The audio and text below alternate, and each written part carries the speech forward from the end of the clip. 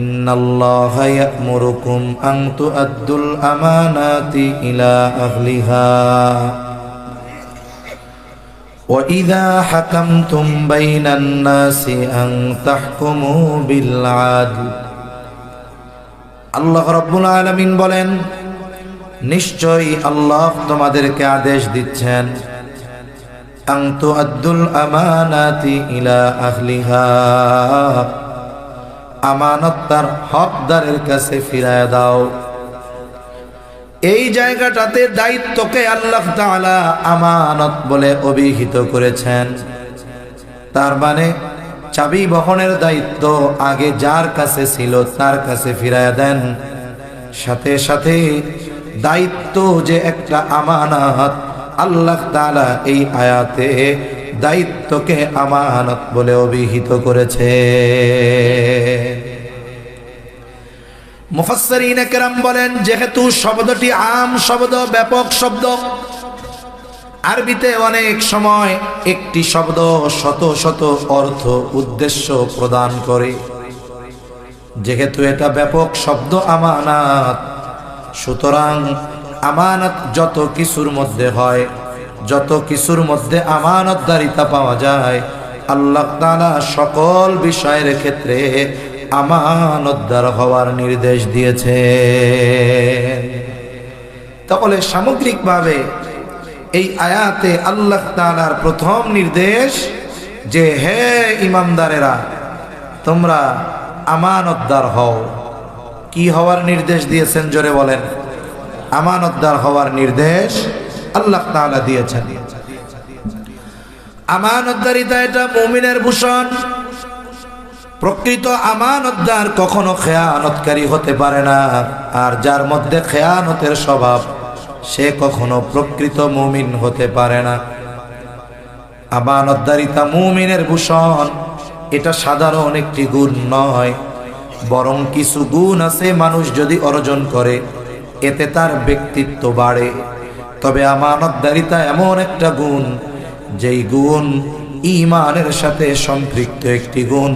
তার মানে যার মধ্যে আমানতদারিতার কমতি, তার ঈমানের মধ্যে সমস্যা হয়ে যায়।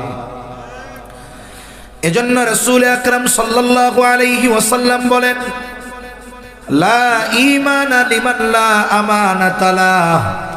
যার মধ্যে আমানতদারিতা নাই তার ঈমান নাই। তাহলে আমানতদারিতা এটা হলো মুমিনের আবশ্যকীয় একটি গুণ, একটি সিফাত। আমি যদি আমাকে মুমিন দাবি করি, অবশ্যই অবশ্যই আমার মধ্যে আমানতদারিতার গুণ থাকতে হবে। যদি আমানতের অভ্যাস না থাকে, খেয়ানতকারী হয়, তাহলে এটা তো মুনাফিকের একটা আলামত।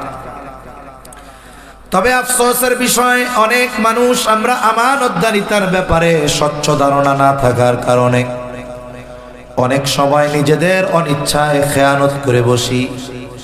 আমানতদারিতার ব্যাপারে স্বচ্ছ ধারণা না থাকার কারণে। এজন্য আসুন আমরা এই আয়াতের আলোকে কথাগুলো জানব, কোন কোন ক্ষেত্রে আমানতদারিতা অর্জন করা দরকার। সব বিষয়গুলো একসাথে একত্রে বলাও সম্ভব নয়। অনেক সময় সবগুলা জেহেনের মধ্যেও আসে না। যেই কয়েকটা বিষয় আমার সামনে আসবে, আমরা শুনবো, জানবো, সাথে সাথে আমলে পরিণত করব। আমি শুনলাম এত রাত জেগে, ভালো না মন্দ লাগছে, খালি এই চিন্তা করলাম, এটা করলে তো হবে না। আমাকে আমার জীবন পরিবর্তনের জন্য কিছু জিনিস এখান থেকে নিয়ে যেতে হবে। আমি যদি এখান থেকে কিছু না নিয়ে যেতে পারি, এটা তো আমার জন্য বড় লস, ঠিক কিনা বলেন? এক নাম্বার, আমানতদারিতা অর্জন করতে হবে লেনদেন আদান প্রদানের মধ্যে। লেনদেনের মধ্যে হতে হবে আমানতদার। লেনদেন আদান প্রদান, মুআমালাত, এই বিষয়টা খুব গুরুত্বপূর্ণ বিষয়। বিষয় হলো, যদি কারো আমানত আমার কাছে থাকে, সেটা হতে পারে টাকা, হতে পারে জমি, অন্য কিছু, যার আমানত যিনি হকদার তিনি যদি ভুলেও যান, আল্লাহ তাআলার নির্দেশ আমার আপনার প্রতি যে আমি আপনি নিজ দায়িত্বে হকদারের হকটা ফিরাইয়া দিব। আমরা তো মানুষের চোখের সামনে দিয়ে মানুষের সম্পদ হরণ করে ফেলার অপচেষ্টা করি। আর যদি কারো সম্পদ আমার কাছে থাকে, তার যদি মনে না থাকে, সে যদি ভুলা যায়, পারলে মানুষ এটারে জায়েজ মনে করে খেয়ে ফেলবে। কেউ ভুলে গেছে, মনে নাই, হ্যাঁ। কিন্তু আল্লাহর নির্দেশ আমাদের প্রতি, আনতু আদ্দুল আমানাতি ইলা আহলিহা, যে তোমরা আমানত হকদারের কাছে ফিরিয়ে দাও। তার মানে যার কাছে আমানত আছে তাকে নির্দেশ দিচ্ছেন যে তুমি এই আমানত যে হকদার তার কাছে পৌঁছাও। এখন আমার কাছে যদি কেউ কোনো আমানতের বস্তু রাখে, সেটা ফিরিয়ে দেওয়ার দায়িত্ব আমার। নির্দেশটা কার? জোরে বলেন না কার? শুনুন, হক সেটা আমানত সম্পৃক্ত হোক, সেটা জামানত সম্পৃক্ত হোক, সেটা ওয়ারিসি সম্পদ সম্পৃক্ত হোক, এক কথায় কেউ যদি আমার কাছে কোনো ধরনের কোনো হক পায়, হকদারের হক আমরা ফিরিয়ে দিই। কেন? এই বিষয়গুলো হলো বান্দার হকের সাথে সম্পৃক্ত।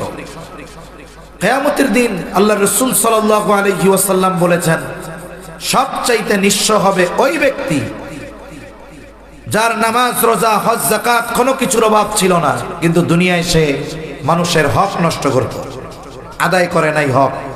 এই মানুষগুলো কিয়ামতে সবচাইতে নিঃস্ব হবে।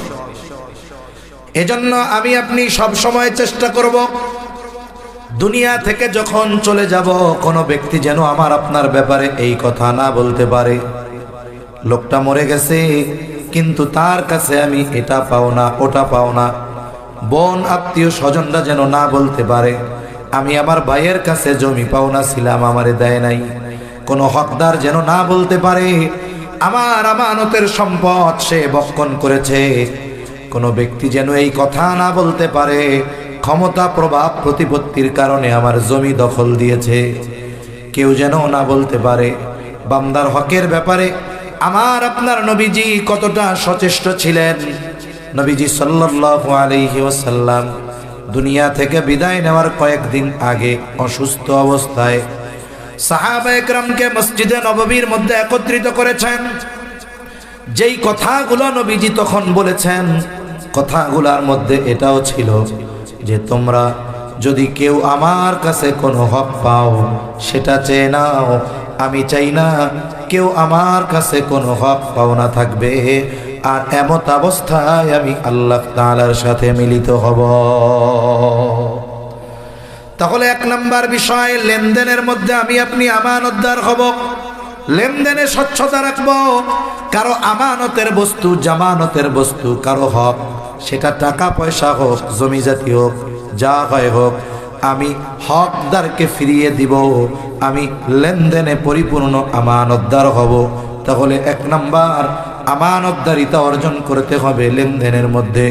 দুই নাম্বার দায়িত্ব, কিন্তু এটাও আমানত। এই আয়াতে দায়িত্বকে আমানত বলে আল্লাহ তাআলা অভিহিত করেছেন, দায়িত্ব আমানত। কিন্তু আফসোসের বিষয়, এখন তো এমন এক জামানা দুনিয়ার মানুষ দায়িত্বকে আমানত মনে করে না, এটারে মনে করে গনিমত। ঠিক কিনা বলেন? আমানত, দায়িত্বকে আমানত মনে করে না। বরং একটা সময় ছিল মানুষদেরকে জোর করে দায়িত্ব দেওয়া যাইত না, আর এখন মানুষ দায়িত্ব নেওয়ার প্রতিযোগিতা করে, বরং টাকা দিয়ে দায়িত্ব কিনে নেয়। দায়িত্ব পাবার ক্ষেত্রে যদি কেউ পথের কাটা হয়, প্রয়োজনে তাকে দুনিয়া থেকে বিদায় করে দেয়। আছে না নাই?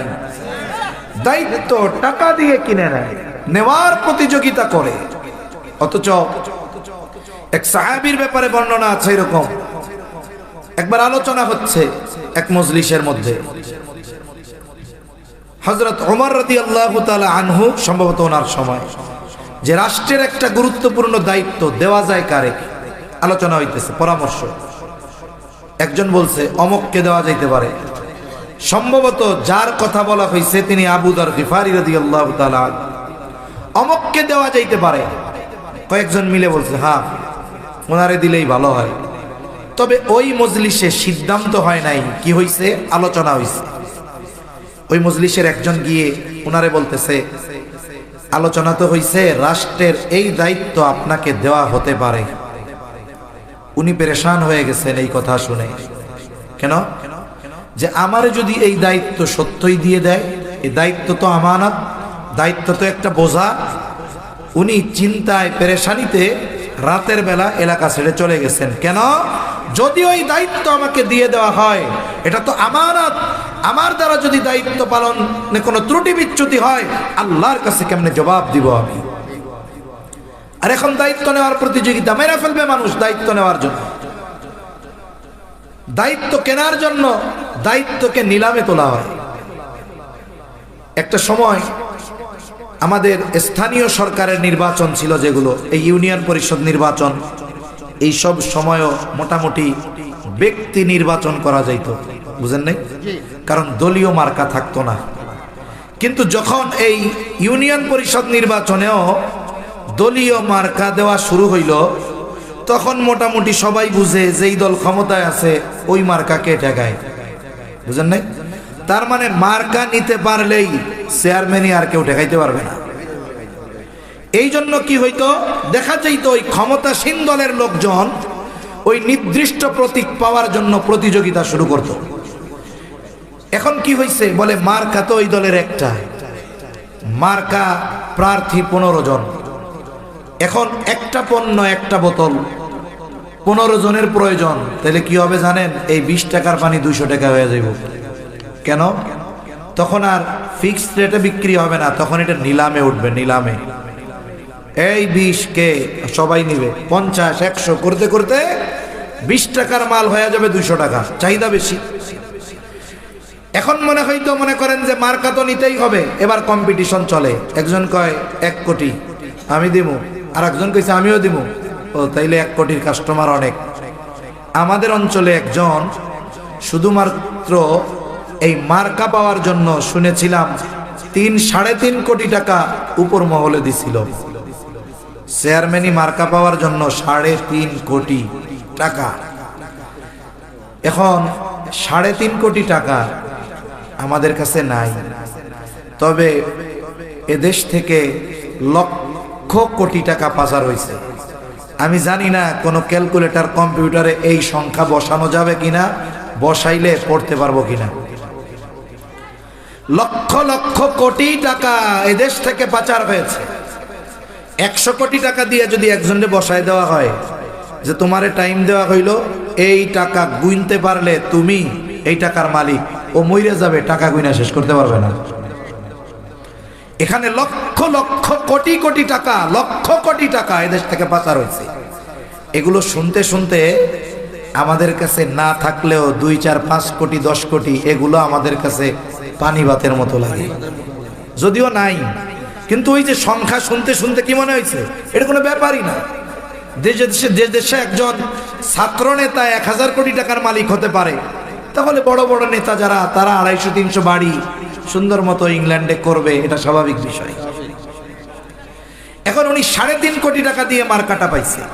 এবার উনি একটা পোস্টার ছাপায় না, আসন্ন এত নং ইউনিয়ন পরিষদ নির্বাচনে চেয়ারম্যান পদপ্রার্থী হিসাবে অমুক ভাইকে তমুক মার্কায় ভোট দিয়ে অত্র ইউনিয়নের জনগণের সেবা করার সুযোগ দিন।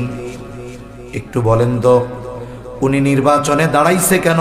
উনি বলতেছে আমি দাঁড়িয়েছি জনগণের সেবা করার জন্য। যেই ব্যক্তি 3.5 কোটি টাকা দিয়ে মার্কা কিনতে পারে, ওই ব্যক্তির জনগণের সেবা করার জন্য চেয়ারম্যান হওয়া লাগে না। কিন্তু উনি কেন চেয়ারম্যান হইতে চায়, ওই দায়িত্বের চেয়ারে কেন বসতে চায়? কয় ওই জায়গায় তো মধু আছে হুজুর, ওই জায়গায় তো মধু। এদেশে মেম্বার হইলেও কোটি কোটি টাকার মালিক হয়ে গেছে। করোনার মধ্যে যুক্তরাজ্য বা ইংল্যান্ডের প্রধানমন্ত্রী, ওনার নাম ওই সময় ছিল বরিস জনসন, এখনো অনলাইনে দিলে পাওয়া যাবে, খবরটা আমি পত্রিকায় পড়ছি। উনি হঠাৎ করে বললেন আমি প্রাইম মিনিস্টারের এই পদ দায়িত্ব ছেড়ে দিব। হায় রে, আমাদের দেশে এই চেয়ার টিকায় রাখার জন্য প্রত্যক্ষ ওপেনে মরণঘাতী অস্ত্র ব্যবহারের নির্দেশ দেওয়া হয়, হাজার হাজার তরুণ যুবক কিশোরকে শহীদ করে দেওয়া হয়, রক্তের বন্যা প্রবাহিত করে দেওয়া হয়, শেয়ার ছাড়তে চায় না। আর এই লোক স্বেচ্ছায় শেয়ার সাইডে দিবে কেমন বলো। তা আমি একটু ভেতরে ঢুকলাম খবরে, তা উনি লিখছে আমি একজন ব্যবসায়ী মানুষ, প্রধানমন্ত্রীর দায়িত্ব পালন করতে গিয়ে আমি ব্যবসায় সময় দিতে পারতেছি না।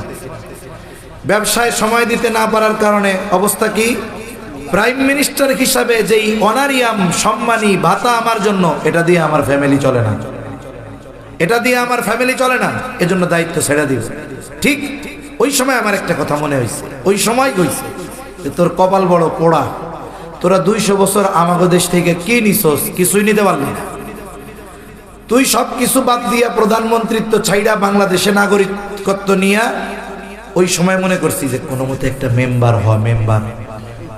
তুই ইংল্যান্ডে 10-12টা বাড়ি করতে পারবি, আর তুই ইংল্যান্ডের প্রধানমন্ত্রী হইয়া বলতেছ সংসার চলে না। তুই আমার দেশে আয়, কোনো মতে মেম্বার হ, তোর ইংল্যান্ডে বাড়ি করতে পারবি, কোনো অসুবিধা নেই। একটু চিন্তা করে দেখেন কেন এই দেশে মানুষ দায়িত্বের জন্য এত পাগল ছিল, অথচ অতীতের মানুষকে শাস্তি দিয়েও দায়িত্ব দেওয়া যায় নাই। ইতিহাস থেকে শোনায় আপনাদের, ইমাম আজম আবু হানিফা রহমাতুল্লাহি আলাইহি খলিফা মনসুরের সাথে দেখা। খলিফা মনসুর ইমাম আবু হানিফাকে প্রধান বিচারকের দায়িত্ব নেওয়ার জন্য প্রস্তাব দিলেন। ইমাম আবু হানিফা সকলের সামনেই প্রস্তাব ডিনাই করলেন, প্রস্তাব তিনি ফিরাইয়া দিলেন, অপারগতা প্রকাশ করলেন যে না, এই দায়িত্ব আমি নিতে পারবো না। খলিফার ইগোতে লাগছে, আত্মমর্যাদায় লেগেছে। এত বড় দায়িত্ব পাবার জন্য সবাই মুখিয়ে থাকে, আর আমি তাকে প্রস্তাব দিলাম, সে আমার দায়িত্ব নিল না, ফিরাইয়া দিল। হাতের মধ্যে চাবুক, রাগান্বিত হয়ে গেছে খলিফা। হাতের চাবুক দিয়ে ইমাম আজম আবু হানিফার গায়ে সজোরে একটা বাড়ি মেরে দিল। ইমাম আবু হানিফার গায়ে চাবুকের আঘাত, কিছুই বলেন নাই। ইমাম আবু হানিফা চলে গেলেন। এটা তো প্রত্যেকটা যুগের ছবি, যখনই কোথাও কোনো কিছু ঘটে মানুষ দেখা যায় ওলামায়ে কেরাম দাড়ি টুপিওয়ালা এদের উপরে আক্রমণটা বেশি করে, ঠিক কিনা বলে? আমি যদি সম্প্রতি সময়ের কয়েকটা কথা বলি, এই যে কিছুদিন আগে প্রথম আলো, ডেইলি স্টার, 2টা পত্রিকার অফিস ভাঙা হয়েছে। হ্যাঁ, এই ভাঙাটা অন্যায়, বুঝলাম। তাইলে মানুষ এই 2টা মিডিয়ার উপরে কেন ক্ষিপ্ত হলো? এর কারণ হলো বিগত সময়গুলোতে এই দেশের যত ক্ষতি, ইসলামপন্থীদের উপরে যত জুলুম অত্যাচার, গুম, হত্যা আর নিপীড়ন, এসব কিছুর বৈধতা দেওয়ার পেছনে এই 2টা পত্রিকা দায়ী। এদেশে গত 17 বছরে যত গুম হয়েছে, যত ইসলামপন্থী নেতাদেরকে নির্বিচারে হত্যা করা হয়েছে, বিরোধী মতের লোকদেরকে দমন পীড়ন করা হয়েছে, যেই দলের হোক, এগুলোর বৈধতা প্রদান করেছে ওই পত্রিকা 2টা। এটা বড় অপরাধ না? তার মানে স্বৈর শাসক এই স্বৈরতন্ত্রের লংজিভিটি বা দীর্ঘস্থায়িত্বের কারণে ওরা দায়ী। সেজন্য উচিত ছিল আন্তর্জাতিক আদালতে শুধু বিগত ফ্যাসিস্টদের বিচার নয়, এই 2টা পত্রিকার বিচার করা দরকার ছিল। এটা গভর্নমেন্ট করতে ব্যর্থ হয়েছে। উপরন্তু কি করছে? তাদের তোষামোদী করা শুরু করছে ওরা। তখন কি হবে? যখন ভিকটিম বিচার না পায়, মাজলুম যখন ন্যায় বিচার না পায়, এক সময় জুলুম সহ্য করতে করতে একটা সময় তারা ঘুরে দাঁড়ায়, ঠিক কিনা বলেন? এই যে তারা বিচার করতে ব্যর্থ হয়েছে, এটার ফলশ্রুতিতেই মূলত এই 2টা অফিসে ক্ষুব্ধ জনতা ভাঙচুর করেছে। আমরা ভাঙচুরের পক্ষে না, তবে কেন হলো এটার কারণ তো ফাইন্ড আউট করতে হবে, বার করতে হবে, এটাই মূল কারণ। উপরন্তু তোষামোদী করা হয়েছে তাদেরকে। আরো যদি তাদেরকে বিচারের কাঠগড়ায় দাঁড়া করানো হতো, মনে রাখবেন, অপরাধ শুধু ব্যক্তির সাথে সম্পৃক্ত থাকে না, অপরাধ অনেক সময় প্রাতিষ্ঠানিক রূপ ধারণ করতে পারে। ওই প্রতিষ্ঠানকে বিচারের কাঠগড়ায় দাঁড় করানো দরকার ছিল। যদি এটা না করেন, তাহলে অনেক কিছু উল্টাপাল্টা হয়ে যাবে, অনেক কিছু উল্টাপাল্টা হয়ে যাবে। এখন করলো আক্রমণ, বুঝলাম, কি হলো, ওই জায়গায় 2-4 জন মনে হয়ে গেছে দাড়ি টুপিওয়ালা, বাকি সব দাড়ি টুপি ছাড়া। কিন্তু দেখতেছি যাদেরকেই ধরে সব দাড়ি টুপিওয়ালা লোক দেখা ধরতেছে। তার মানে কি বুঝলেন? কুকুরের লেজ ঘি দিয়া টানলে সোজা হয় না। এরপরে কি হলো, এক মাদ্রাসায় এক মহিলা চোর ঢুকছে, সিসি ক্যামেরার ফুটেজ সহ দেখা গেছে, ধরা পড়ে গেছে চোর। স্বাভাবিক, চোর ধরতে পারলে তো আমরা আগে কয়েকটা ডোজ উত্তম মাধ্যম দিয়া দিই, তাই না? মহিলা তো এটারে আর ডোজ দেয় নাই, মায়ের দেয় নাই, মাদ্রাসার বাহিরে নিয়ে একটা খুঁটির সাথে বাঁধছে। ভাই, চুরি যেই করুক, পুরুষ হোক আর নারী হোক, আল্লাহ তাআলা চোরের শাস্তির ক্ষেত্রে নারী পুরুষের আলাদা কোনো শাস্তি দিচ্ছেন নাকি? সে নারী হোক পুরুষ হোক, চোর তো চোর। এখন তাকে ধরা হয়েছে, মারা হয় নাই। মাদ্রাসার ছাত্ররা মিলে শীতের দিন তো একটু শাস্তি দেওয়ার জন্য ঠান্ডা পানি মারছে। এইটা মিডিয়ায় ভাইরাল হয়েছে। ভাইরাল হওয়ার পরে এটাকে ধরা হইল, ছাত্রগুলাকে ধইরা 7 দিনের সশ্রম কারাদণ্ড দেওয়া হলো। চিন্তা করেন, আইন দ্রুত গতিতে কার্যকর হয় যদি দাড়ি টুপিওয়ালা হয় তাদের ব্যাপারে। অথচ আমরা দেখেছি 7 খুন করে সুস্পষ্ট প্রমাণ থাকার পরেও যুগ যুগ পার হয়ে যাচ্ছে, ওই হত্যাকারীরা জেলের মধ্যে জামাই বাবুর মতো আছে। ঠিক কিনা বলে? এটা যদি রাষ্ট্রীয় বিচার ব্যবস্থা হয়, অপরাধীর শাস্তি কার্যকরে বিলম্ব করা হয়, তাহলে ওই দেশেই তো মব সৃষ্টি হয়ে যায়। মানুষ তখন বিচার নিজের হাতে তুলে নেয়। এজন্য এগুলোর দায় যারা রাষ্ট্রীয় দায়িত্ব পালন করতেছে তাদের এ ব্যাপারে কোনো সন্দেহ নাই। নিজেদের দোষ ধামাচাপা দেওয়ার জন্য দাড়ি টুপিওয়ালাদেরকে ধরো, মানে অবস্থা কেমন হয়েছে জানেন? গল্প বলবো, কথা তো একদিক বলি আর একদিকে যায়। এখন এক জায়গায় বাবা, বাবার বন্ধু আর বাবার ছেলে এক জায়গায় খাইতে বসছে। এখন তাদের ঘরে একজন কাজের লোক আছে। কাজের লোক আসার পর খানা টানা দিচ্ছে। খানা দেওয়ার একটা পর্যায়ে বাড়ির যে কর্তা, বাড়ির মূল মালিক যিনি, উনি একটু বায়ু ত্যাগ করছে। বায়ু ত্যাগ করছে, বুঝেন তো? বাংলা ভাষায় কি কয়? বায়ু ত্যাগ করছে। এখন একটু গন্ধ ছড়াইছে না? বায়ু যে কে ত্যাগ করছে এটা তো আর দেখা যায় না। তা মেহমান আসছে, পাশে ছেলে একটু নাক নুক ঘুষাইতেছে। কে দিল রে এটা? বাড়ির মালিক টাস করে জোরে ওই চাকরে মেরে দিছে একটা থাপ্পড়। তার মানে ওই দুইজনে বুঝাইলো এই কামটাও করছে। একটু পর মেহমান, ওই ছেলে বায়ু ত্যাগ করছে। সবাই এবার নাক ঘুষাই দিছে। কি হইলো এটা? এইবার ছেলেও টাস করে মেরে দিছে চাকরের একটা থাপ্পড়। মেহমান কয় কারণ নাকি? বাপ সাহেব তো বোঝা গেছে এই দুইজনে এই কাম কইরা চাকরের গায়ে থাপড় মারলো। এইবার একটু পরে মেহমানেরও বায়ু আসছে। মেহমানও বায়ু সাইডা দিয়ে টাস করে মেরা দিছে চাকরের একটা থাপ্পড়। এবার বাড়ির মালিক বলে কামটা কি করলেন? আমার বাড়ির চাকর মারলেন কেন? তাই বায়ু ছাড়লেন আপনি, থাপড় মারলেন ওরে। বায়ু ছাড়লো আপনার পোলা, থাপড় মারলেন ওরে। এখন আমি মনে করছি এই বাড়ির নিয়মই এইটা, এই জন্য আমিও বায়ু ছাড়ছি, থাপড় মারছি ওরে। তার মানে অতীতে অবস্থা হয়েছে এইরকম, যেই ক্ষমতায় আসছে দাড়ি টুপিওয়ালা ইসলামপন্থীদেরকে ঠুসঠাস সবাই মারা শুরু করছে। এখন ইন্টারিম চিন্তা করছে, ইন্টারিম গভর্নমেন্ট এরাও চিন্তা করছে, দূর আগে যেহেতু ওরাও এই কাম করছে, আমি এই কাম বাদ দিমু কেন? ঠিক কিনা বলেন? এজন্যই আমরা দেখতেছি এইগুলা। কিন্তু মনে রাখতে হবে এই দায়িত্ব, এটা আমানত। যেখান থেকে গেলাম আর কি, এই দায়িত্ব, এটা আমানত, যথাযথভাবে দায়িত্ব পালন করা দরকার। আর বলতেছিলাম যে ইমাম আবু হানিফা রাহমাতুল্লাহ আলাইহিকে চাবুক দিয়ে আঘাত করা হলো। ওই জামানায় ওই রকম দাড়ি টুপিওয়ালাদের উপরেই এরকম জুলুম চলতো। ইসলামপন্থীদের উপরে জালেমরা সবসময় জুলুম করে আসছে। ইমাম আবু হানিফা চুপচাপ চলে গেলেন, কিছু বলেন নাই। খবর গোটা শহর ব্যাপী ছড়ায় গেছে যে খলিফা এরকম একটা কাজ করেছে। খলিফা যখন রাজপ্রাসাদে ফিরে গেলেন, খলিফার চাচা খলিফাকে বলতেছে কাজটা ভালো হয় নাই, আপনি ইমাম আবু হানিফার কাছে ক্ষমা চান। চাবুক দিয়ে যখন আঘাত করেছে তিনি তখন ছিলেন রাগান্বিত। এখন তো রাগ চলে গেছে, কিন্তু লজ্জা মাফ চাইতে যাওয়াটা তার জন্য লজ্জার মনে হচ্ছে। কারণ মানুষ রাগান্বিত অবস্থায় এমন অনেক কিছু করে ফেলে, রাগ চলে যাওয়ার পর ওই কথা ওই কাজের জন্য সে লজ্জিত হয়ে যায়। সে চিন্তা করলো আমি যাব না, আমার সবচাইতে বিশ্বস্ত মানুষটাকে পাঠিয়ে দিব।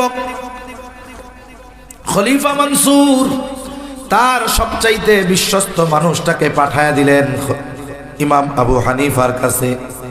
যাওয়ার সময় এক থলে স্বর্ণ মুদ্রা দিয়ে দিয়েছে, এক থলে স্বর্ণ মুদ্রা, এটা আমার পক্ষ থেকে ইমাম আবু হানিফাকে হাদিয়া দিয়া দিবা। লোকটা চলে গেল ইমাম আবু হানিফার কাছে, গিয়া বলে খলিফা মনসুর তার কাজের জন্য লজ্জিত ব্যথিত, তিনি আপনার কাছে ক্ষমা চেয়েছে, আপনি ক্ষমা করে দেন। ইমাম আবু হানিফা নববী গুণে গুণান্বিত মানুষ, সাথে সাথে তিনি তাকে মাফ করে দিলেন।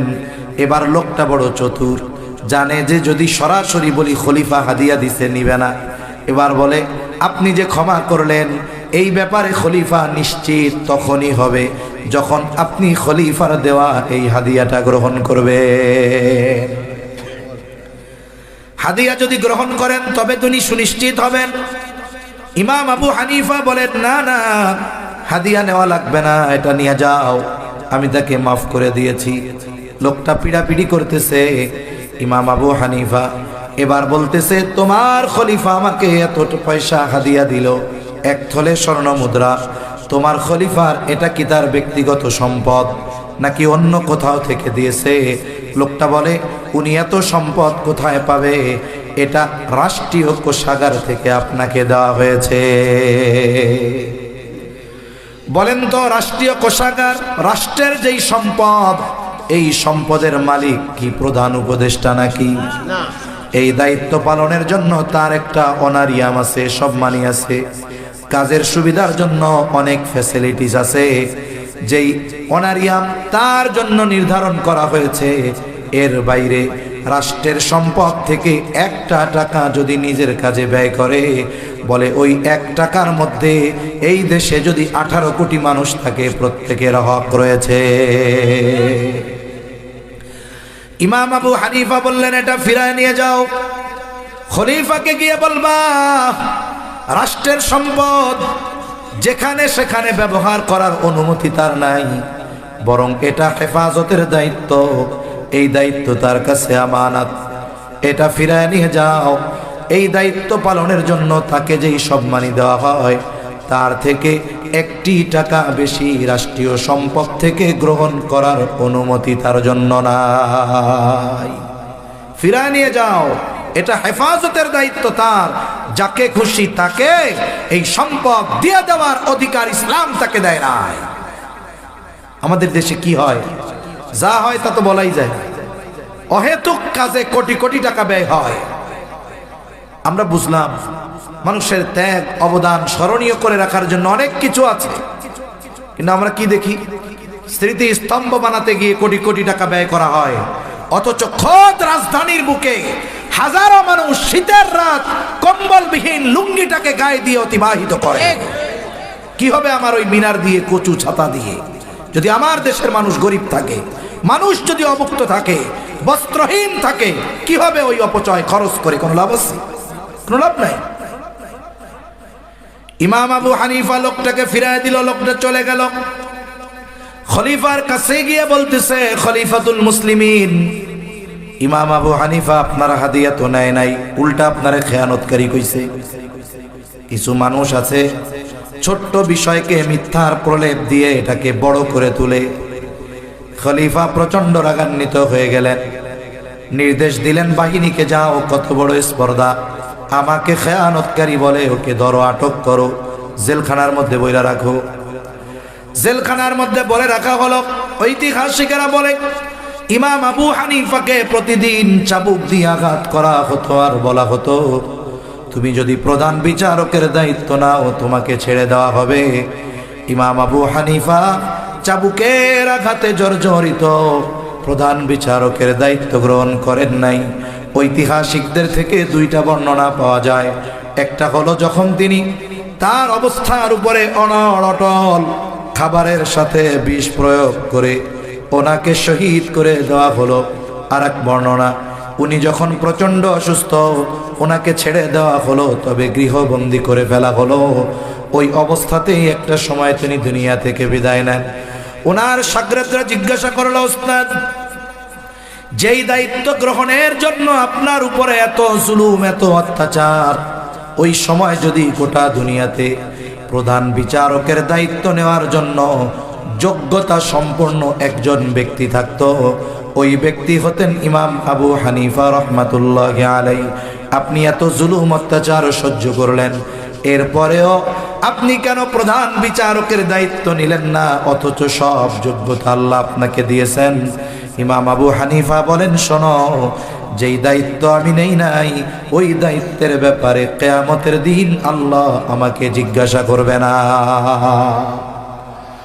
আর যদি আমি দায়িত্ব গ্রহণ করি, আমার দ্বারা কিংবা যারা আমার অধীনস্থ আছে তাদের দ্বারা যদি দায়িত্বের কোনো খেয়ানত হয়, কিয়ামতের দিন আল্লাহর সামনে জবাবদিহিতার কাঠগড়ায় দাঁড়ানো লাগবে।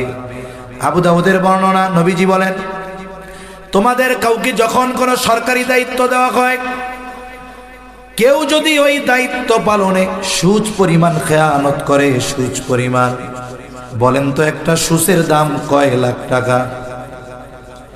50 পয়সা? আচ্ছা, কিন্তু যদি এইটা ওই সরকারি লোকরা আগে কিন্তু এটার দাম 50,000 হয়ে যেত। এদেশে বালি 70,000 টাকা দাম। ওরে বাবা! এক জায়গায় দেখলাম একটা ঘর ভাঙবে, একেবারে নড়বড়ে ঘর, ছোট্ট একটা ঘর, উপরে টিন মিন কিচ্ছু নাই। এই ঘর ভাঙতে নাকি 25 লাখ টাকা বিল হবে। চিন্তা করে দেখছেন কি অবস্থা।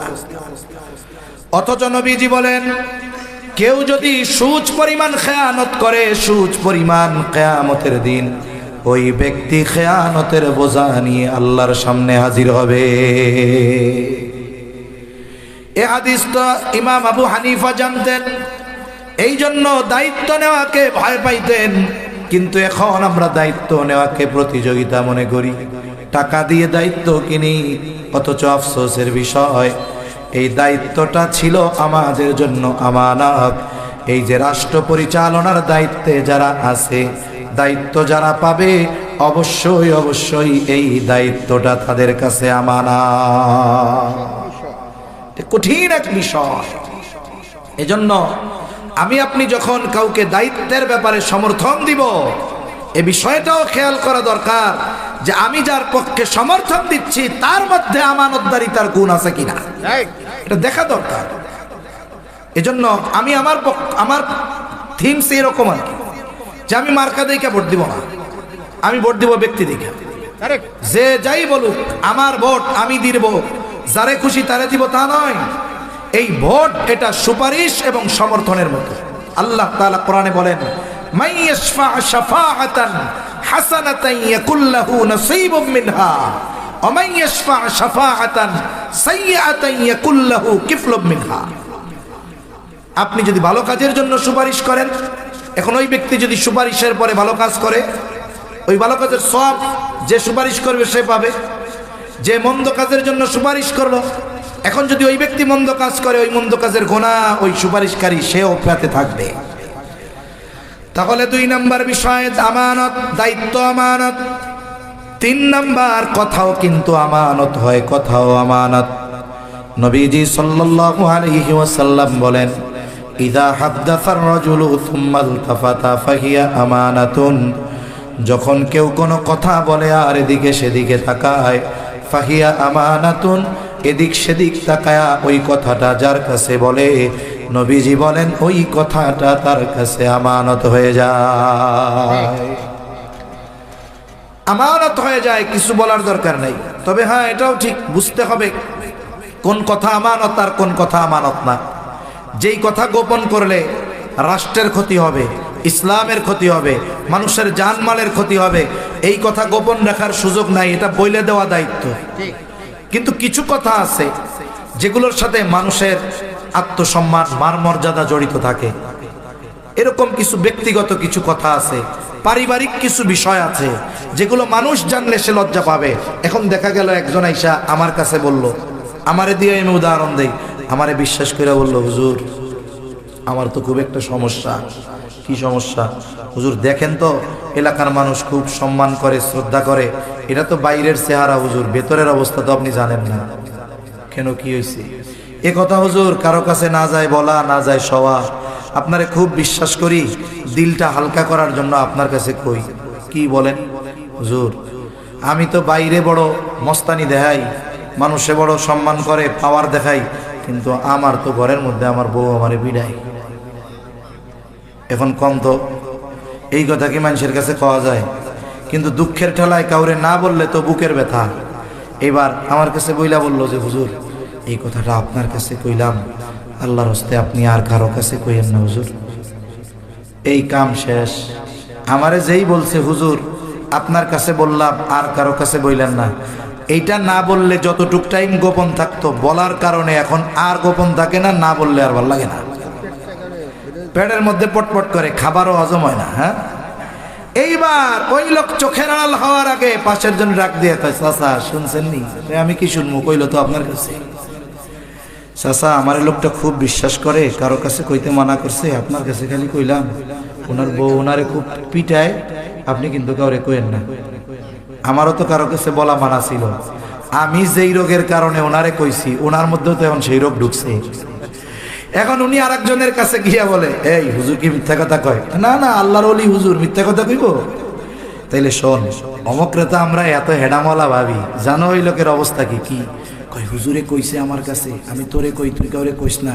ওই লোকরে নাকি ওই লোকের বউ দইরা ধুমছে পিড়াই। কাহিনী কি হইল? সকালের কথা যেটা কারো কাছে বলা মানা, দুপুর হইতে হইতে 100 জনের কাছে পৌঁছে গেছে। আমি বলছি কয়জনের কাছে পৌঁছাইছে? কয়শো জনের কাছে। বলেন তো খেয়ানত কি একটা আছে না 100টা হইছে? এই যে 100 জনের কাছে পৌঁছানোর একমাত্র দায়ী কে? বলে প্রথম যে সে। এখন কি হবে?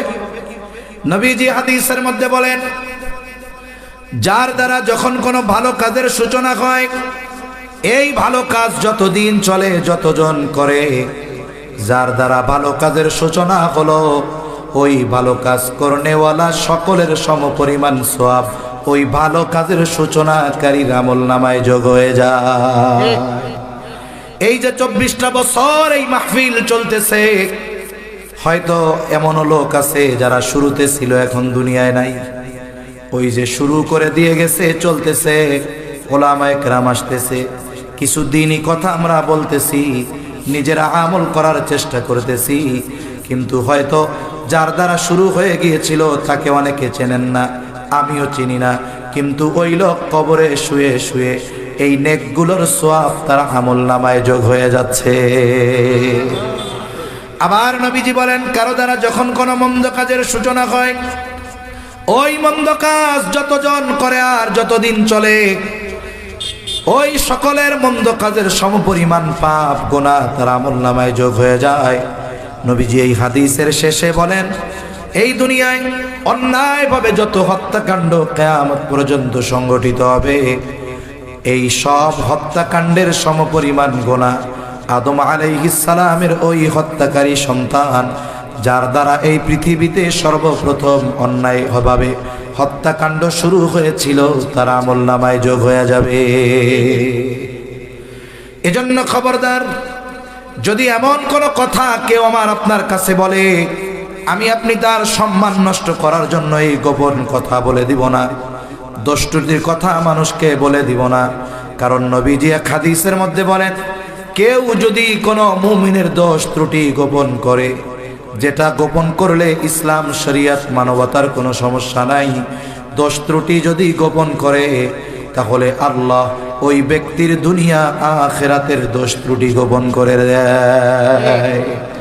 আবার যদি কাউকে লজ্জা দেওয়ার জন্য তার দোষ ত্রুটি বলে বেড়ায়, ওই ব্যক্তি যে মানুষকে অপমান করে দোষ ত্রুটি বলে বেড়ায়, ওই ব্যক্তি যদি ঘরের মধ্যেও বসে থাকে, ওই জায়গায়ও আল্লাহ রব্বুল আলামিন তাকে লাঞ্ছিত করবে। সুতরাং আমরা মানুষের কথা হেফাজত করব তো ইনশাআল্লাহ। অনেক সময় কি হয়, সম্পর্ক ভালো, তখন কথা গোপন রাখে, সম্পর্ক যখন খারাপ তখন কয় কইয়া দিমু, আছে না নাই?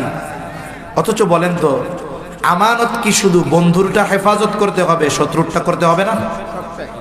আমার আপনার নবীজি কেমন আমানতদার নবী। উনি যখন নবুয়াতি পান নাই, নবুয়াত পাওয়ার বহু আগে আমার আপনার নবীজির উপাধি ছিল আল আমিন আস-সাদিক, বিশ্বস্ত আমানতদার। নবুয়াতির আগেই আমার আপনার নবীজির কাছে কাফেররা তাদের আমানতের বস্তু রাখত। শুধু তাই না, নবীজি হিজরত করবেন মদিনায়, কাফেররাও পরামর্শ করলো ওই রাত্রে নবীজিকে দুনিয়া থেকে বিদায় করে দেওয়া হবে। সশস্ত্র অবস্থায় নবীজির চতুর্দিকে কাফেররা ঘিরে আছে, আর ঘরের মধ্যে ওই যারা হত্যা করার জন্য, নবীকে হত্যা করার জন্য আসছে, নবীজি তাদের আমানতের বস্তু হযরত আলী রাদিয়াল্লাহু তাআলা আনহুর কাছে ফিরায় দেওয়ার ব্যবস্থা করতেছে। আমানতের বস্তু পৌঁছানোর ব্যবস্থা করতেছে কাদের? বলে যারা নবীজিকে হত্যা করার জন্য ঘরের চতুর্দিকে অবস্থান করতেছে। শত্রুর আমানতের হেফাজত নবীজি করেছেন। যদি আমানতের হেফাজত না করতে পারতেন, কাফেররা বলতো যে মুহাম্মদ মক্কা থেকে মদিনায় গেছে, আমাকে মাল জিনিস নিয়ে গেছে গা। বলেন তো, কাফেররা নবীজিকে বারবার হত্যার অপচেষ্টা করেছে, কিন্তু ওই সাদিকুল মাসদুক নবী, সত্যবাদী আমানতদার নবীর চরিত্রের ব্যাপারে একটা অপবাদ দেওয়ার দুঃসাহস করতে পারে না। সেই আমানতদার নবীর উম্মত আমরা, আমাদের আমানতদারিতার অবস্থা কোথায়? এটা সবার চিন্তা করা দরকার। 4 নাম্বার, জানমাল আমার আপনার কাছে আমানত। আল্লাহ রাব্বুল আলামিন মূলত এগুলো আমাদের কাছে আমানত দিয়েছেন। আল্লাহ তাআলা বলেন, ইন্নাল্লাহা আশতারা মিনাল মুমিনিনা আনফুসাহুম ওয়া আমওয়ালাহুম বিআন্না লাহুমুল জান্নাহ। আল্লাহ তাআলা বলেন, মুমিনের জান এবং মালকে আল্লাহ তাআলা ক্রয় করে নিয়েছেন, কেনা বেচা হয়ে গেছে জান্নাতের বিনিময়ে। আমরা যদি জান্নাত চাই, তাহলে আমাদের জানমালের মালিক আমরা নই, জানমালের মালিক যিনি, তিনি কে? আমানতের বস্তু কারো কাছে থাকলে ওটা দিয়ে কোনো ধরনের উপকৃত হওয়ার সুযোগ নাই।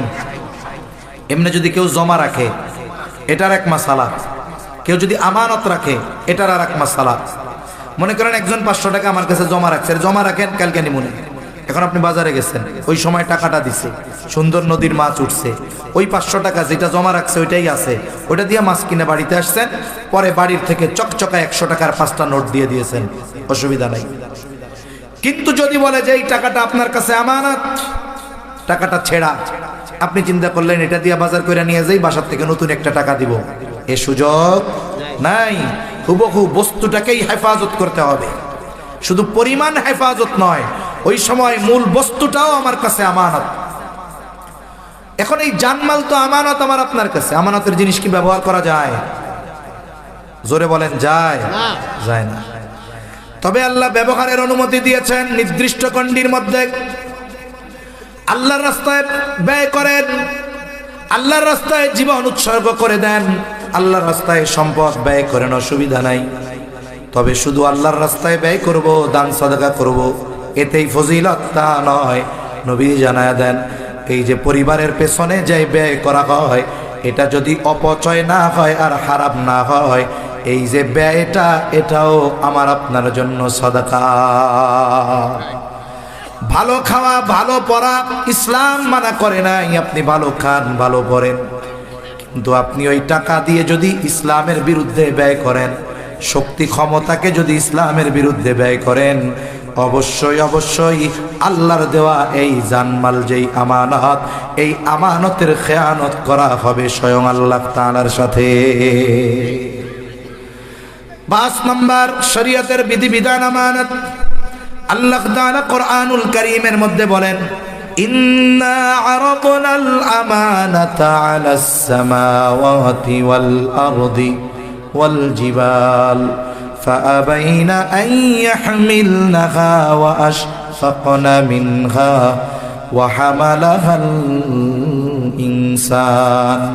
আল্লাহ তাআলা বলেন, আমি এই আমানত আসমানের কাছে, জমিনের কাছে, পর্বতের কাছে পেশ করলাম, তারা ভীত শঙ্কিত হয়ে গেল। ওয়া হামালাহাল ইনসান, মানুষ এই আমানত বহন করলো। তাহলে কি সেই আমানত? কোন মুফাসসির বলেন সেই আমানত হলো কোরআনুল কারীম। কেউ বলেন সেই আমানত হলো শরীয়তের সকল বিধিবিধান। যদিও দুইটা শব্দ ভিন্ন রকম, কিন্তু না, ভিন্নতা নাই, একই জিনিস। কেন?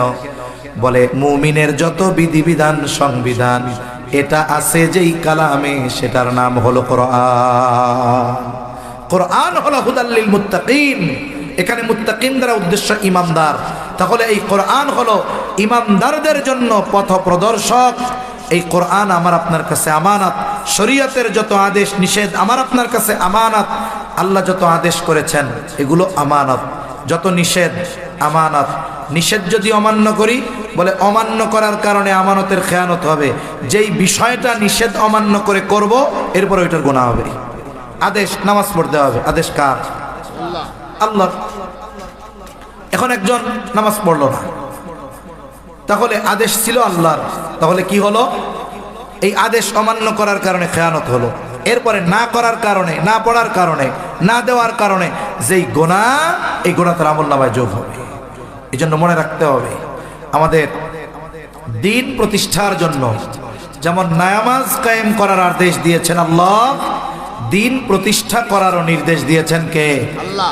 শুনুন, এটা তো আমাদের সবার উপরে দায়িত্ব।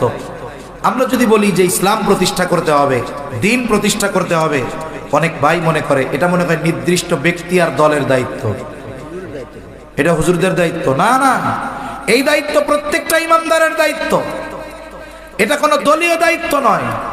যেই ভাই বিএনপি করে, ইসলাম প্রতিষ্ঠার দায়িত্ব তার উপরে আল্লাহ দিয়েছেন কি দেন নাই বলেন? যেই ব্যক্তি জামাতে ইসলাম করে তার উপরে দিছে, খেলাফত করে তার উপরে দিছে, ইসলামী আন্দোলন করে তার উপরে দিছে। এক কথায় দলীয় পরিচয় রাখেন। যদি ইমানদার হয়ে থাকি, আমাদেরকে নামাজ কায়েমের সাথে সাথে দিন কায়েমের আদেশ যিনি দিয়েছেন তিনি কে? আল্লাহ। আমরা অনেক সময় এটাকে নির্দিষ্ট গণ্ডির মধ্যে নিয়ে আসি। না না, নামাজ যেমন আমার বিএনপির ভাইয়ের উপরে ফরজ, আমার ইসলামী আন্দোলনের ভাইয়ের উপরে ফরজ, জামাতে ইসলামীর ভাইয়ের উপরে ফরজ, অনুরূপভাবে ওই বিষয়টাও সবার উপরে ফরজ। যে করবে তার দায়িত্ব পালন হয়ে যাবে। সবার উপরে ফরজ যদি সেই ইমানদার হয়। মনে রাখতে হবে যে দুনিয়ার এই দলীয় বা ভিন্ন পরিচয়, এটা মরার পরে কোনো লাভ আছে? জোরে বলেন না। একটু চিন্তা করেন, মরার পরে আওয়ামী লীগের কাফন একরকম, বিএনপির আর এক রকম, জামাতের আর এক রকম, খেলাফতের এক রকম, ইসলামী আন্দোলনের আর এক রকম, জাসদের আর এক রকম, বাসদের আর এক রকম, আওয়ামী লীগের আর এক রকম, নাকি সব একরকম নাকি? তাইলে মনে হয় অন্যান্য কারো কারো জানা যায় মনে হয় 15 তাকবীর আছে, আছে কারো ব্যাপারে? একটু চিন্তা করেন। এজন্য এই দায়িত্বগুলো আমাদের সবার উপরে। আল্লাহ আমাদের এই দায়িত্ব পালনের তৌফিক দান করেন। আমিন। তাহলে এই যে শরীয়তের বিধিবিধান আমাদের কাছে আমানত, এটা আমল করা যেমন আমানত, এই আমলটা সমাজে রাষ্ট্রে প্রতিষ্ঠা করার যেই মেহনত করা, এটাও আল্লাহর পক্ষ থেকে নির্দেশ, এটাও আমানত সবার উপরে। এটা নির্দিষ্ট কোনো দলের সাথে বা নির্দিষ্ট কোনো দলের ব্যাপারে এমনটা নয়। প্রত্যেকটা মুমিনের কাছে এই কোরআন, এই শরীয়ত, এটা আমানত, মনে রাখতে হবে। তাহলে আমানত সম্পৃক্ত 5টা বিষয়ের কথা জানলাম। তাহলে আল্লাহ তাআলা সূরাতুন নিসার 58 নম্বর আয়াতে আমাদেরকে 2টা বিষয়ের আদেশ দিয়েছেন। কয়টা? জোরে বলেন, আরো জোরে বলেন কয়টা? আরো জোরে বলেন কয়টা? 1 নাম্বার, হে ইমানদার, তোমরা আমানতদার হও। ওই আমানতদার শুধু আমরা পুরুষ হলেই হবে না, বলেন তো ঘরের মায়েদেরও আমানতদার হওয়ার দরকার আছে না নাই? তাইলে এই ওয়াজ যে পুরুষদের সামনে করতেছি, এই জন্য যে শুধু পুরুষের ওয়াজ তা না, এটা আমার মা বোনদেরও ওয়াজ, ওনাদেরও আমানতদার হতে হবে। 2 নম্বর আদেশ আল্লাহ তাআলা বলেন, ওয়াইদা হাকামতুম বাইনান নাসি আন তাহকুমু বিল আদল। 2 নম্বর আদেশ আল্লাহ তাআলা বলেন, তোমরা যখন মানুষের মধ্যে বিচার আচার করবা, ন্যায় বিচার করবা। আদেশটা কার? আপনি বলতে পারেন, হুজুর আমি তো বসে আছি এই গোবিন্দাসী ইউনিয়নের এক প্রান্তে, এখন কি এই জায়গায় আমি আবার বিচারক হব কেমনে? অনেক সময় মানুষ জীবনের কোনো না কোনো সময় বিচারকের ভূমিকায় উত্তীর্ণ হয়। অনেক সময় হয় পারিবারিক বিচারক, অনেক সময় হয় সামাজিক বিচারক, আবার অনেক সময় হয় সুপ্রিম কোর্ট আর জজ কোর্টের বিচারক। সব বিচারকের ব্যাপারে এই নির্দেশ। দুই সন্তানের মধ্যে দ্বন্দ্ব, বাপ বিচারক। এখন অপরাধী হলো যেই পোলাটা টাকা দেয় বেশি। বাপ যদি চিন্তা করে এটা টাকা দেয় বেশি, এর পক্ষে যাইতে হইব, সুযোগ আছে? বাপ যদি সন্তানের ব্যাপারে বিচারক হয়, ফয়সালাকারী হয়, বেইনসাফি করার সুযোগ নাই। ইসলাম তো ন্যায় বিচারের ব্যাপারে এতটা কঠোর, ইসলাম বলে যদি কোনো শত্রুও ন্যায় বিচার চাইতে আসে, বিচারের জন্য আসে, তার প্রতি ন্যায় বিচার করতে হবে। আল্লাহ তাআলা বলেন, ওয়ালা ইয়াজরিমান্নাকুম শানাআনু কওমিন আলা আল্লা তা'দিলু ই'দিলু হুয়া আকরাবু লিত্তাকওয়া। আল্লাহ তাআলা বলেন, কোন সম্প্রদায়ের প্রতি বিদ্বেষের কারণে তোমরা অবিচারে প্ররোচিত হবা না, এদের ব্যাপারেও তোমরা ন্যায় বিচার করবা। হুয়া আকরাবু লিত্তাকওয়া, আর এটাই হলো তাকওয়ার অধিক নিকটবর্তী। এজন্য আমি যদি কখনো পরিবারের মধ্যে বিচারক হই, সামাজিকভাবে বিচারক হই, গ্রাম্য সালিশে বিচারক হই, কেউ বা যদি আল্লাহ জজ কোর্টের বিচারক বানায়, সুপ্রিম কোর্টের বিচারক বানায়, প্রমোশনের আশায় অবিচার করব না। কারণ যারা ন্যায় বিচার করবে, দুনিয়ায় যদিও প্রমোশন না হয়, নবীজি জানায় দেন এই দুনিয়ায় যারা ন্যায় বিচার করবে, সে যদি শাসক হয় তার ছায়া থাকবে আরশের ছায়ায়। আর যদি শাসক না হয়, বিচারক হয়, ন্যায় বিচার করে, কিয়ামতের দিন আল্লাহর পাশে মতির চেয়ারে তাকে উপবেশন করানো হবে। হাসরবাসী বুঝবে এই ব্যক্তি দুনিয়ার মধ্যে ন্যায় বিচারক ছিল। এজন্য আমরা ন্যায় বিচার করব তো ইনশাআল্লাহ। করব কেমনে? আমার দেশ পত্রিকায় গত বছর এক খবর দেখলাম, সুপ্রিম কোর্টের 5 জন বিচারকের পদোন্নতি হয়েছে অবিচার করার মাধ্যমে। বুঝতে পারছেন তো? মানে শাসকের মন মতো রায় দিছে, শাসকের চাহিদা মতো রায় দেওয়ার কারণে 5 জনের পদোন্নতি হয়েছে। একটু চিন্তা করেন, যেই দেশে অবিচার করে প্রমোশন পাওয়া যায়, এখন যারা প্রমোশনের আশায় থাকে এরা কি ন্যায় বিচার করবে? অবিচারিত করবে। কিন্তু এই ন্যায় বিচার আর আমানতদারিতা, এটা হচ্ছে কত গুরুত্বপূর্ণ এক বিষয়। অতীতের মানুষগুলোর মধ্যে ন্যায় বিচার মেনে নেওয়ার টেন্ডেন্সি ছিল। তার মানে একজন শাসক কোনো সময় যদি কোনো রায় বিচারক তার বিপক্ষে দিতেন, উনি তার প্রভাব দেখাইতেন না, বিচারকের উপরে কড়াও হতেন না, বিচারককে চাকরিচ্যুত করতেন না। এজন্য দেখবেন আমরা মাঝে মধ্যে, আপনারাও হয়তো শুনেন যে বিচার বিভাগকে পৃথক করতে হবে। শাসক দল কি বলে, না না না, এটা করা যাবে না, তাহলে তো মাতবরি থাকবো না। বিচার বিভাগ যদি একেবারে স্বকীয় স্বাধীন একটা প্রতিষ্ঠান হয়ে যায়, ওর উপরে ক্ষমতাধর যারা, এরা প্রভাব বিস্তার করতে পারবে না, বিচারের ক্ষেত্রে হ্যান্ডেলিং করতে পারবে না। কারণ ওইখানে বিচারের স্বচ্ছতা আসবে।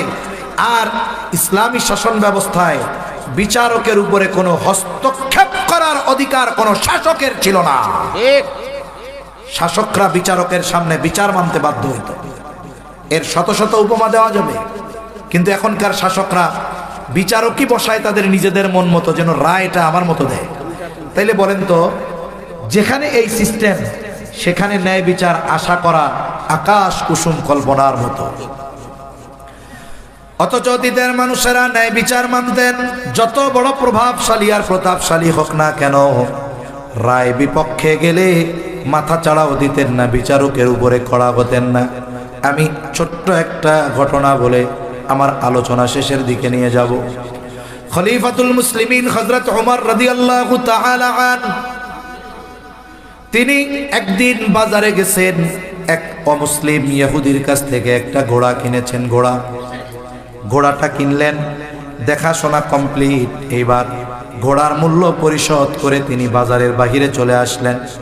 বাজারের বাহিরে এসে যখন তিনি ঘোড়ায় উপবেশন করবেন, উঠবেন, তিনি দেখলেন ঘোড়ার পায়ে সমস্যা, ওনাকে নিয়ে চলতে পারতেছে না। তিনি ঘোড়া নিয়ে আবার বাজারের ভেতরে আসলেন। আসার পরে ইহুদিকে বলতেছে, তুমি কি ঘোড়া দিয়েছ? এই ঘোড়া আমাকে নিয়ে চলতে সক্ষম নয়, এটা খারাপ ঘোড়া, অসুস্থ ঘোড়া, এটা তুমি ফেরত নাও। এবার ইহুদি বলে, না না, আমি আপনাকে ভালো ঘোড়া দিয়েছি, আমি এটা ফেরত নিব না। হযরত ওমর রাদিয়াল্লাহু তাআলা আনহুর সাথে তর্কে লিপ্ত হয়ে গেছেন একজন অমুসলিম। অনেক সময় দেখুন, মানুষজন ইসলামী শাসনকে ভয় পায়। ভয় পাওয়ার কারণ আমরা কোন কারণে আমরা বলি? ভয় পাওয়ার কারণ হইল, আমরা ওয়াজ করার সময় শুধু হুঙ্কার দিয়া কই, ইসলাম আসলে একটা চোর থাকবে না, সব কটার হাত কেটে ফেলানো হবে। এবার যেগুলার চুরির অভ্যাস আছে, কয় আল্লাহর এই স্বপ্নে দেখে যে হাত এমনই নাই। এইবার আমি বলতেছি, ইসলাম আসলে জেনা ব্যভিচারীদেরকে প্রকাশ্যে পাথর নিক্ষেপ করে হত্যা করা হবে, আদেশ তো আল্লাহর। এইবার অধিকাংশ মানুষ এই ধরনের পাপে জড়িত আছে, বিপুল সংখ্যক মানুষ। ও মনে করে স্বপ্নের মধ্যে এই বুঝি আমার পাথর মেরে মেরে ফেললো রে ইসলাম, তাইলে হুজুর আর ইসলাম দরকার নেই। অথচ কি জানেন, ইসলাম যেটা চায় সব মানুষ সেটা চায়। আচ্ছা, এই জায়গায় বিভিন্ন দলের লোক আছেন, বিভিন্ন দলের লোক। শুনুন, আমি আমার একটা কথা বলি, আমার অবস্থা হলো এরকম, আমি হলাম গোলালুর মতো। গোলালু কেন? আমি কিন্তু রাজনৈতিকভাবে কোনো দলের সাথে সক্রিয় না, আমার কোনো রাজনৈতিক পদ পদবি নাই। এমনকি অবাক করা বিষয়, আমি অরাজনৈতিক কোনো সংগঠনের সাথেও জড়িত না। এ আমার বাপের ওসিয়ত, এমনভাবে ওসিয়ত করছে, মন চাইলেও আমি সক্রিয়ভাবে কিছু করার ক্ষমতা আমার নাই, এমনভাবে ওসিয়ত আমার আব্বার। অনেক সময় কিছু ওসিয়ত আছে মরে যাওয়ার পরে ওইটা বাদ হয়, করা যায়। ওনার ওসিয়তটা এরকম কঠিন যে আমি মরার পরেও কিছু করার সুযোগ আমার নেই। এজন্য এটা ভাইবেন না যে হুজুর মনে হয় যে কোনো এক দলের লোক, এই সেই কোনো দলের না, একেবারে আল্লাহ তাআলা সাক্ষী, আল্লাহ জানে। আমি শুধু একজন মুসলিম হিসাবে আমি এই কথাগুলো আপনাদের বলতেছি। এখানে বিভিন্ন দলের লোক আছেন, মাইকে শুনতেছেন, সামনে পেছনে আছেন, মা বোনরা আছেন। বলেন তো, যে যেই দলের সমর্থক বা কর্মী যাই হন না কেন, আপনারা কি কেউ দুর্নীতি চান? না। জোরে বলেন, চান? না। ইসলাম কি দুর্নীতি চায়? না। ইসলাম দুর্নীতি পছন্দ করে না, চায় না।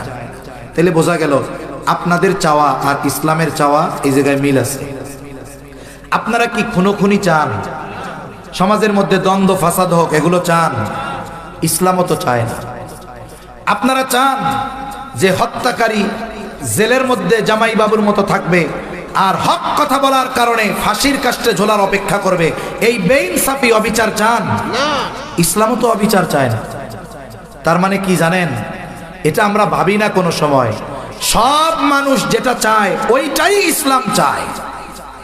তবে ওই জিনিসটা প্রতিষ্ঠা করার জন্য ইসলামী শরঈ শাসন ব্যবস্থা দরকার। দুনিয়ার সিস্টেম দিয়ে আমার আপনার চাওয়া কখনো পূর্ণ হবে না। এটা একটু নিজেরা ভাববেন যে আসলে আমি যেটা চাই ইসলাম কি সেটা চাই কিনা। যদি হ্যাঁ চাওয়ায় মিল, তাইলে এই চাওয়ারে বাস্তবায়ন করা যেতে পারে কোন সিস্টেমে? বলে যদি ওই সিস্টেমে হয়, হ্যাঁ করেন, কিন্তু চ্যালেঞ্জ, আপনার আমার পরিপূর্ণ চাওয়া কোরআন সুন্নাহ ইসলাম ব্যতীত কিয়ামত পর্যন্ত পূর্ণ হওয়া সম্ভব নয়। এজন্য যারা ভাবে ইসলামী শাসন ব্যবস্থা হইলে আর বেপরদায় চলা যাবে না, চুরি করলে হাত কেটে ফেলবে, তারপরে জেনা করলে শাস্তি দিবে, মূলত কি হবে জানেন? যদি কোথাও ইসলাম প্রতিষ্ঠা হয়, দেখবেন চুরি করার লোকই আপনি খুঁজে পাবেন না।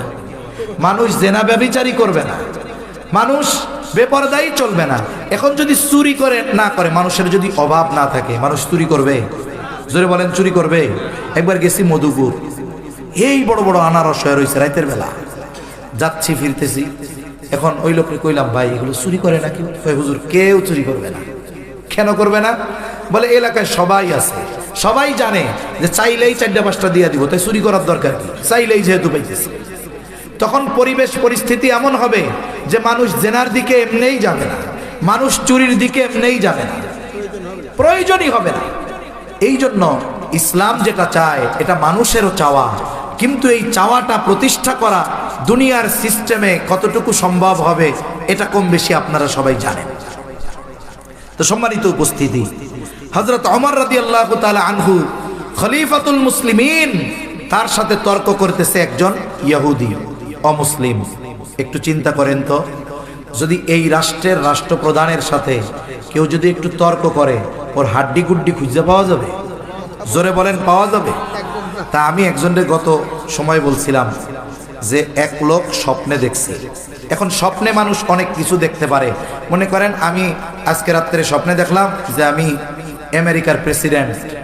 বলেন তো, এই স্বপ্ন দেখে যদি আপনাদের কাছে কিছু বলি যে ভাই আমি তো স্বপ্নে দেখছি আমেরিকার প্রেসিডেন্ট, আপনি কইবেন হুজুর আপনি সারা পৃথিবীর প্রেসিডেন্টও হইতে পারেন স্বপ্নে, ওইটা কোনো ব্যাপার না, ঠিক কিনা? কিন্তু আমি যদি কালকে রাজধানীর বুকে গিয়ে এই দাবি করি আজকে থেকে আমি বাংলাদেশের প্রধান উপদেষ্টা, ঘরে আর ফেরত দেওয়ার সুযোগ নেই, ঠিক কিনা বলেন?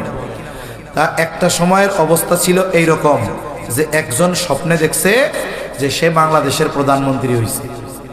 এখন এই স্বপ্ন দেখে সে থানায় গেছে। থানায় গিয়া ওসিরে বলতেছে, ওসি সাহেব আমি তো একটা স্বপ্নে দেখে ফেলছি। ওসি কয় স্বপ্ন তো মানুষ দেখতেই পারে, এটা কিন্তু গল্প কইতেছি, কোরআন হাদিস না। আবার হ্যাঁ, স্বপ্ন মানুষ দেখতেই পারে, তবে স্বপ্নটা কি দেখছি শুনবেন না? কি স্বপ্ন? কয় ভাই আমি তো স্বপ্ন দেখছি যে প্রধানমন্ত্রীর পতন হয়ে গেছে, আমি প্রধানমন্ত্রী হয়ে গেছি। এটা কি স্বপ্নে দেখা কোনো কঠিন বিষয় নাকি?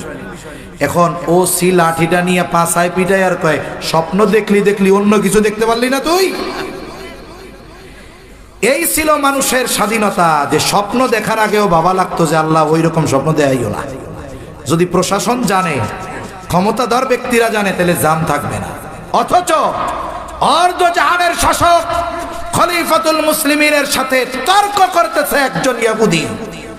এই যে তর্কের স্বাধীনতা, কথা বলার স্বাধীনতা, ইনসাফ, ন্যায় বিচার, এটা ইসলাম ছাড়া অন্য কোনো জীবন দর্শন দিতে পারে না, কিয়ামত পর্যন্ত পারবে না। এটাই বাস্তব। এক সময় হযরত ওমর রাদিয়াল্লাহু তাআলা বলতেছে, তোমার সাথে আমার এই দ্বন্দ্ব নিরসনে তুমি তৃতীয় আরেকজনকে বিচারক বানাও। খলিফা পাওয়ার খাটায় নাই যে আমি খলিফাতুল মুসলিমিন, মিথ্যা বলতেছি, দে টাকা ফেরত দে, ঘোড়া ফেরত নে, এটা তিনি বলেন নাই। তিনি কি বললেন? তোমার আমার এই দ্বন্দ্ব নিরসনে তৃতীয় আরেকজনকে ফয়সালাকারী হিসাবে সাব্যস্ত করো। লোকটা ইহুদি, বিচারক নিয়োগের দায়িত্ব ওনারে দিচ্ছেন খলিফাতুল মুসলিমিন। ইহুদি, তার ধর্মের অনেক মানুষ আশেপাশে, একটারেও পছন্দ হয় না। একটু পর দেখে এক আল্লাহর বান্দা, তার নাম হলো শুরাই, ইতিহাসের ঐতিহাসিক এক বিচারক কাজী শুরাই। উনি তখন সাধারণ পাবলিক, বাজারে গেছে কেনা কিছু কিনতে, বলে খলিফাতুল মুসলিমিন আপনার আর আমার মধ্যে এই দ্বন্দ্ব নিরসন করবে বা ফয়সালা দিবে শুরাই। হ্যাঁ, ফয়সালা দিবে।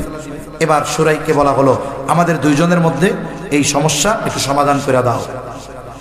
বিচারক যিনি, তার জন্য আল্লাহর রাসূলের অনেক নির্দেশনার একটি নির্দেশনা। নবীজি বলেন, তোমরা যখন কেউ বিচার করবা, বাদী বিবাদী উভয়ের স্টেটমেন্ট, বয়ান, কথা সমগুরুত্ব দিয়ে শুনবা। কিন্তু আমরা কি দেখি, বাদী যদি হুজুর হয় তাইলে তার কথা শোনা হয় না, বিবাদী যদি হুজুর হয় তাকে কথা বলার সুযোগ দেওয়া হয় না, বিচারকের কান পর্যন্ত আওয়াজ পৌঁছাইতে দেওয়া হয় না। অথচ বিচারকের জন্য কি নির্দেশনা? বাদী বিবাদী উভয়ের কথা সমগুরুত্ব দিয়ে শুনবে। এই স্টেটমেন্টের আলোকে এরপরে সে বিচার কাজ শুরু করবে, এরপরে সে ন্যায় বিচারের ফয়সালা দিবে, কোনো পক্ষপাতিত্ব করবে না। কাজী শুরাই এবার দুইজনের কথাই শুনলেন। শোনার পরে বলে, খলিফাতুল মুসলিমিন আপনি কি চান? বলে, হ্যাঁ চাই যে সে ঘোড়া ফেরত নিবে। বলে, আপনি সে ঘোড়া ফেরত নিতে বাধ্য, তবে আপনি যখন তার কাছ থেকে ঘোড়া নিয়েছেন তখনের অবস্থা কেমন ছিল? এইবার হযরত ওমর রাদিয়াল্লাহু তাআলা আনহু বলেন, যখন টাকা পরিশোধ করে ঘোড়া বুঝে নিয়েছি, বাজারের বাহিরে গিয়েছি, এরপরে ঘোড়ার সমস্যা ধরা দিয়েছে। এখানে মাসালা আছে। বাজার থেকে আমরা যখন কোনো কিছু ক্রয় করি, কিনি, চার্জার কিনতে গেছেন মোবাইলের, দোকানদার কি বলে? একটা 150 আর একটা 350। কেন একই জিনিস 150 আর 350 কেন? 150 টাকারটা এই যে চেক করে দিলাম, চার্জ হয়? কয় হয়। টাকা দেন, নিলাম। এই যে আপনারে দিলাম, টাকা নিলাম, দিলাম, এখন দেন, চার্জ হয় না, কয় ফেরত নিতে পারব না। এটা হলো শাটার গ্যারান্টি, মানে সাথে সাথেই শেষ। আর একটা কি, এই যে 350 টাকা দিয়ে কিনবেন, 6 মাসের ওয়ারেন্টি গ্যারান্টি ধরেন নিয়ে যান, যদি ভাঙ্গা না ফেলেন, পানিতে না ফানান, আগুনে না পোড়ান, যদি 15 বার নষ্ট হয় 15 বার পাল্টাই দিব, কোনো অসুবিধা নেই। এই যে ব্যবসায় যে শর্ত, ওয়ারেন্টি গ্যারান্টি, এগুলো ইসলাম থেকে মানুষ শিখছে। ইসলামে কেনা বেচা এরকম কিছু শর্ত আছে। যদি ওমর রাদিয়াল্লাহু তাআলা আনহু বেচা কেনার মজলিসের মধ্যে থাকতেন, তার মানে ওই সময় বাজারটাকে বেচা কেনার মজলিস ধরা হবে। এখন পণ্য কিনছেন, সাধারণ বেচা কেনা, কোনো শর্ত নাই, টাকা দিচ্ছেন, পণ্য নিছেন, বাজারের বাইরে যান নাই, পণ্যে সমস্যা ধরা দিছে, বলে এই পণ্য ফেরত নিতে বিক্রেতা বাধ্য, টাকা ফেরত দিতে বাধ্য। কিন্তু সমস্যা ধরা পড়ছে বাজারের মধ্যে না বাইরে, তাইলে বোঝা গেল এটা সাধারণ বেচা কেনা। এখন বেচা কেনার মজলিসের বাইরে চলে গেছেন, মাসালা ভিন্ন। এরপরে কি কোনো ওয়ারেন্টি নেওয়া হয় নাই যে হ্যাঁ পণ্য নিলাম 10 দিনের মধ্যে সমস্যা দিলে ফেরত নিতে হবে, এরকমও কোনো শর্ত নাই। এখন হযরত ওমর রাদিয়াল্লাহু তাআলা আনহু বলেন, যখন নিছি তখন তো ঠিক, ধরা পড়ছে বাজারের বাইরে গিয়া। এবার সুরাই বলতেছে খলিফাতুল মুসলিমিন, সে ঘোড়া ফেরত নিতে বাধ্য, তবে আপনি যেমনটা তার থেকে বুঝে নিয়েছেন তেমনটাই ফেরত দিতে হবে। বলেন তো রায় যে হলো, রায় খলিফার পক্ষে না বিপক্ষে? খলিফার বিপক্ষে রায় চলে গেছে, আপনাদেরও ঘুম আসতেছে। 2-3 জন কইছেন ঘুমায় না, বাকিটি তো ঘুমাইয়েই রয়েছে। তাকবীর দেন, নারায়ে তাকবীর, আরো জোরে নারায়ে তাকবীর, মাশাআল্লাহ। আর অল্প সময়, বেশি সময় কষ্ট দিব না, কথা শেষ। নবীজি সাল্লাল্লাহু আলাইহি ওয়াসাল্লামের সাহাবী হযরত ওমর রাদিয়াল্লাহু তাআলা বিচার তো খলিফার বিপক্ষে গেছে। আমাদের দেশে একজন বিচারক ছিল এসকে সিনহা। এসকে সিনহার হাত কত দূর এটা আপনারা কল্পনাও করতে পারবেন না। কেউ কেউ বলে মোসাদের এজেন্ট, রয়ের এজেন্ট তো আছে, মোসাদেরও এজেন্ট। এত বড় প্রভাব প্রতাপশালী ব্যক্তি এসকে সিনহা। মোটামুটি চিন্তা করছিল বিগত সরকারে একটু বেকায়দায় ফেলায় দিতে। বাপ বরাদ্দ যেই বুঝছে টুস করে টোকা দিয়ে আমেরিকা পাঠায় দিছে।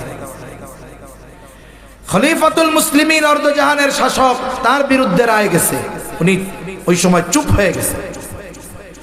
একটু পরেই বলতেছে, হ্যাঁ সুরাই, এটাই ন্যায় বিচার। বিচারক ন্যায় বিচার করলো, রায় গেল খলিফার বিপক্ষে। খলিফার বিপক্ষে রায় যাওয়ার কারণে তার উপরে কোনো প্রেসার আসে নাই, আশপাশ থেকে কোনো চামচা আইসা হুমকি ধামকিও দেয় নাই। হযরত ওমর তাকে ওই সময় বলতেছেন, হ্যাঁ সুরাই, এটাই ন্যায় বিচার। আর ন্যায় বিচারের পুরস্কার কি? হযরত ওমর বলেন, সুরাই, আজই চলে যাও তুমি কুফায়, কুফার প্রধান বিচারকের পদ শূন্য। আজকে থেকে আমি তোমাকে নিয়োগ দিয়ে দিলাম, তুমি আজকে থেকে কুফার প্রধান বিচারক। ওই যে অবিচার কইরা প্রমোশন পাইছে বলছি না, কেন? ন্যায় বিচার করলে জীবন চলে যায়, তা জান বাঁচাইয়া অবিচার কইরা প্রমোশনটা তো পাই। কিন্তু সোনালী অতীত ইসলাম আমাদেরকে ন্যায় বিচার শিখিয়েছে এবং ন্যায় বিচার মেনে নেওয়ার টেন্ডেন্সি শিখিয়েছে যে বিচারক বিচার করবে, রায় যদি খলিফাতুল মুসলিমিনের বিপক্ষে যায়, প্রেসিডেন্টের বিপক্ষে যায়, প্রধানমন্ত্রীর বিপক্ষে যায়, সে রায় মেনে নিতে বাধ্য। ঠিক কিনা বলেন? ইসলামী ন্যায় বিচার শিখিয়েছে। কিন্তু আফসোস, রাষ্ট্রীয়ভাবে এই ন্যায় বিচার তো নাই, পরিবারের মধ্যেও অবিচার ভরা। এখন আমরা কি করব? কিছু জিনিসের শুরু থেকেই করতে হবে। আসুন আমি আমানতদার হই, আমরা যদি 10 জন আমানতদার হই, প্রত্যেকেই যদি বলি আমি আমানতদার হব, 10 জন মিলে আমরা আমানতদার হয়ে যাব। আমি ন্যায় বিচারক হব, ন্যায়পরায়ণ হব। যদি আমরা সবাই এই প্রতিজ্ঞা করি, তাহলে এক সময় আমরা সবাই ন্যায়পরায়ণ হয়ে যাব ইনশাআল্লাহ। আমানতদার ন্যায়পরায়ণ হব তো ইনশাআল্লাহ।